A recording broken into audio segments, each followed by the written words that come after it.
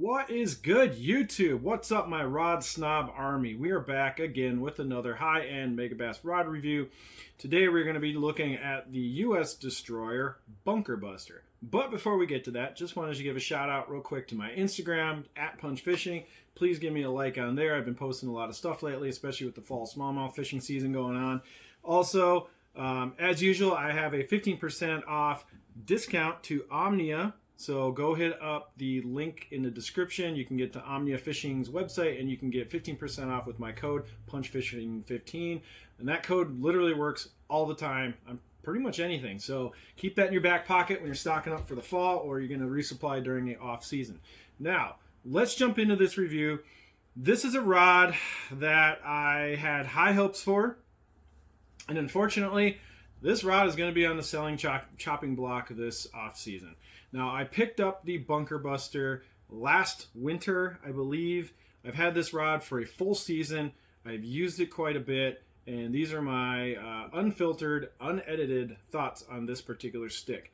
Now, first off, this rod is marketed as a light flipping rod or a light pitching rod, and it is called the Bunker Buster.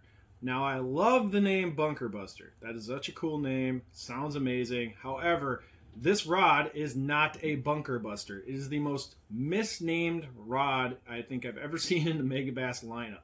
You ain't busting any bunkers with this rod. I am sorry, Megabass. The Warhammer is an appropriate name for a rod. That is the rod I should have bought, or I should have picked up the Warhammer instead of this Bunker Buster. The reason I shied away from the Warhammer was because of its length. It's a much longer rod, but it is a heavier action and a heavier power. This is a 7.7. This is rated up to 1.2 ounce, which is a weird rating. I don't know why Megabass does that on some of the rods, but it literally says 1.2 ounce. It's a 7'7". This rod wins beauty contests. If you were just judging a rod based off a beauty contest, this is the prettiest looking destroyer in the US lineup. This rod looks gorgeous. The EVA plus the foam handle, where you got the contrast between the two. You got these beautiful gold rings in between. The rod just is, this rod is a 10 out of 10 in the looks department. When you get it and you hold it and you feel how well balanced this rod is, it's amazing. Right now I have a Lose Pro TI on this reel, but actually most of the year I ran it with a Hyper Meg.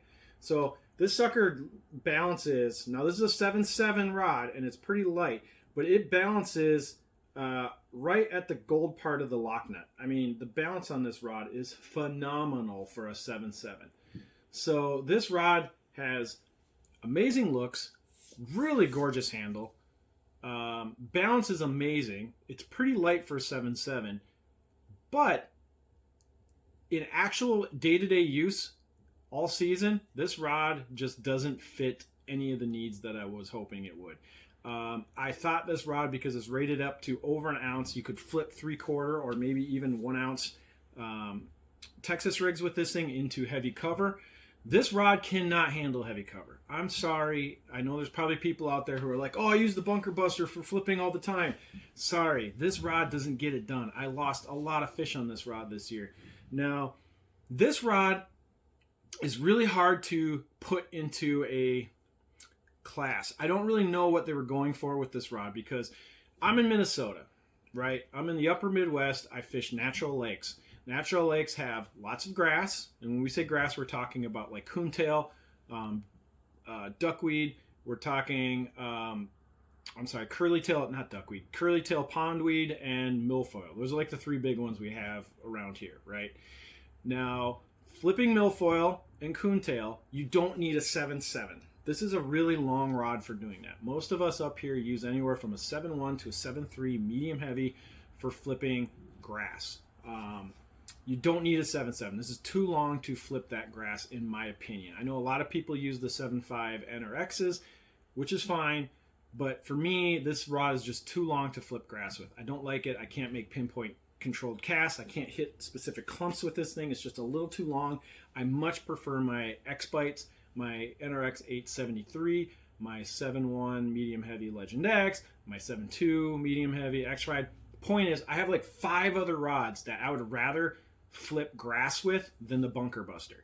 It's just not that accurate. It's a little too much rod for that. Now, when you get into heavy cover, so we're talking that grass. We're talking that, from 3 feet to 15 foot, that grass line that we usually fish here in the Midwest and up in the natural lakes. But then you move into the heavy cover. So when you move up to that, you're talking lily pads, you're talking reeds, you're talking mats. You're talking the thick stuff, the stuff you're really punching in there. You're dropping a 1/4 ounce or maybe, a half to a full ounce weight, dropping it on the fish's head. You're getting that, you're shaking it, you're getting that reaction bite. And when you're getting bit, you're jacking them out of there with braid usually, or some really heavy, like 20-pound fluorocarbon. This rod is seriously undergunned for flipping heavy cover. I flipped 3/4 and 1/2 ounce weights into lily pads with this rod. I got bit. I set the hook, and as soon as that fish went anywhere into the pads or into the reeds, and it got a little bit of leverage on me, I could not get that fish out. I lost so many fish. After I set the hook, I felt them moving, and I'm trying to get them out. And this rod has a deep parabolic bend. I mean, this bend goes way down the blank. I want to say it stops about right here. So literally almost, I don't want to say half, maybe, I don't know, a little more than 1/4 of the rod has a really long parabolic blank, and that is not great for wrenching fish out of heavy cover. I've set the hook on fish with a flipping hook, and I've had this rod just doubled over, and I'm getting no movement on that fish, and I feel like this rod's going to break. There's been a couple situations where I've fought fish in cover with this rod, and I actually stop myself. I'm like, okay, if I go any further with this rod trying to get this fish out, this thing is going to blow up on me. So to me, this is not a confidence-inducing tool for fishing any heavy cover. The Bunker Buster has a completely mismatched name to what this rod could be good at. I know a lot of people do fish grass with this rod.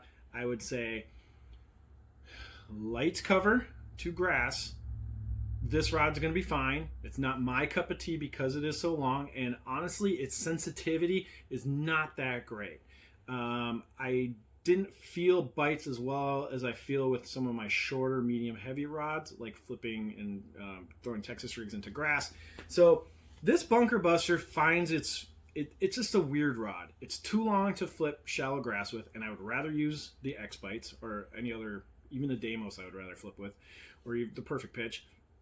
Like, I would rather use the Deimos, the Perfect Pitch, or the X-Bites than this for flipping grass. And then flipping heavy cover, I actually have replaced this rod with...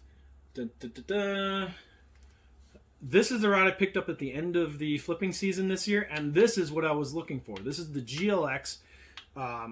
It's the 894C, but the flip punch version, the FPR. So this is the 894 G Loomis GLX, but it's the flip punch, which means it's got the extremely broom cue, very stiff body on this rod. This has very little parabolic action.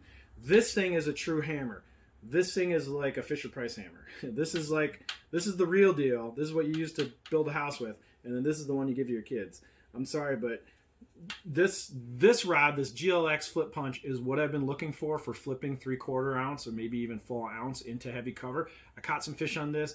This rod and the Faust were my two confident flipping sticks.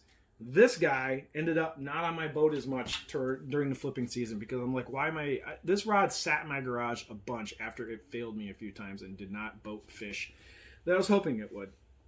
So unfortunately, the Bunker Buster, for me, I'm sure there's a lot of people out there who love this rod. For me, it just doesn't have a fit in my rod lineup. It doesn't have a fit for techniques. I just don't love it. And for that reason, this rod will be sold. I don't know when, but I am putting it up for sale for sure. I gotta let the Bunker Buster go. I kind of wish I would have picked up the Warhammer, even though it's a little too long to put in my rod locker. I think that rod would have been a much better fit for what I was looking for a flipping stick. So that's my review on this rod. Unfortunately, if you guys have used the Bunker Buster and you love it, throw in the comments what you like using it for, what are your techniques. For me, you're either fishing the grass, where I got 5 other rods I'd rather do that with, or I'm moving up into the shallow heavy cover, and then this guy is just outgunned. So odd rod for me for Megabass. I think this is a giant miss in their US Destroyer lineup. I think all the other US Destroyer rods I've used personally are pretty awesome. They're fantastic. I find lots of stuff to use for them. But the Bunker Buster is the redhead stepchild. I don't think when they designed this rod in Japan, they really understand maybe grass flipping and maybe US anglers and what we do over here. I'm sure there's a ton of people that think I'm nuts. You're all going to be like, oh, the Bunker Buster's great. It's the coolest rod ever. I use it all the time. That's great. Throw it in the comments. Tell me what you do with it. I know some people actually use this as a frog rod because you can frog with this. It's a 7.7 if you like that longer rod for frogging. I know people do like frogging with this. I actually did frog with this one time, and it wasn't bad. It was just a little long. I don't really like 7.7s, but it was light, well balanced. It's obviously got some strength, so you know, in a pinch, it can be a good frog rod. It's not really what I look for in a frog rod personally, but it can do it. So that's my review on the Bunker Buster. I wish I could say more things about it than it just looks good, because it does. But substance-wise, this rod just is a miss. Sorry, Megabass. I love almost all your stuff, but this one is not one that I can fully endorse. So anyway, that's my review. Please leave a like and subscribe if you've made it this far. You are definitely a rod snob. You're part of my rod snob army. And hit subscribe because I got more stuff coming. And appreciate it, and I'll see you on the next one. Peace out.